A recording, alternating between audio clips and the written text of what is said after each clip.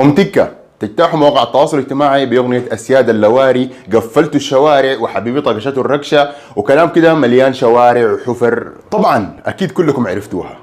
ضيفتنا اليوم ما غريب عليكم، طلعت لنا بأغنية طلس وبيض، ويا ريت لو بيض مسلوق، بيض ني.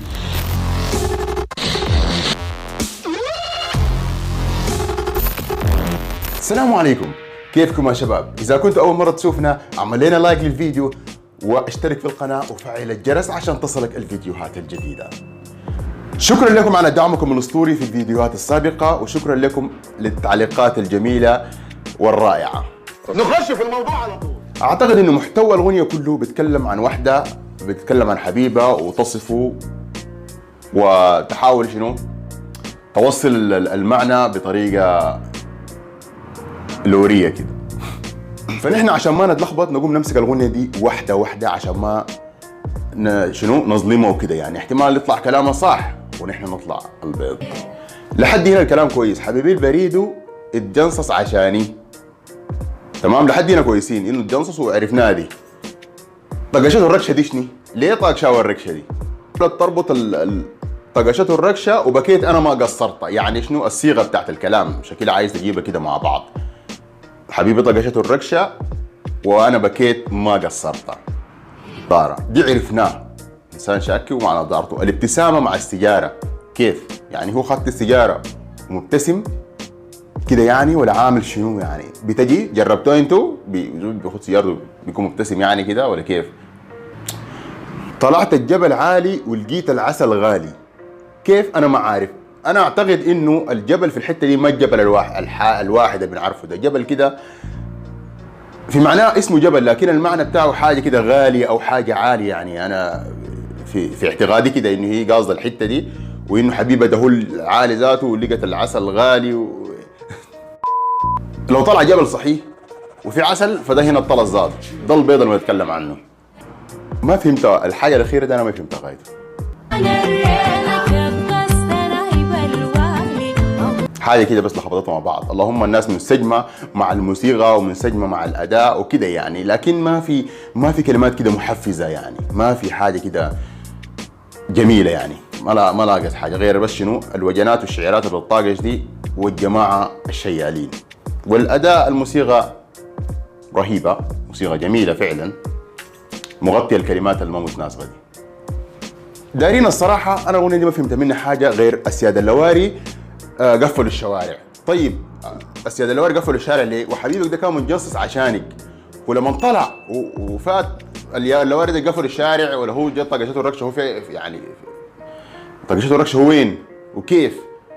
ليه؟ يعني ده كله اسئله يا جماعه. دي ما في جغبصه كده وفي جوطه في الحته دي، يعني ما تفهم الحاجه. قدر ما حاول تركز تلقى الكلام ما متناسق، بس شنو بتقول كده عشان تطلع كلمه ثانيه. والموسيقى طبعا شايله الشوائب دي كلها، دي ما عندها فرق كثير من زولتنا الصاعده. يا بمد كيف واللواري حجز الخريف، يا قسم ريدي تعلي عليك الله تعلي، واي انا تعلي عليك الله تعلي، واي انا تعلي.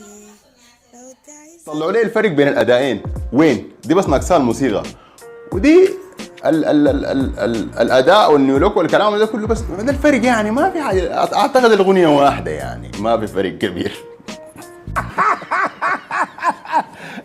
تضحكوش ليه؟ انا بصراحه بدي الاغنيه دي 5 من 10. التصوير فل تمام، الشيالين متناسقين كويس، الموسيقى كويسه، يعني في حاجات كده.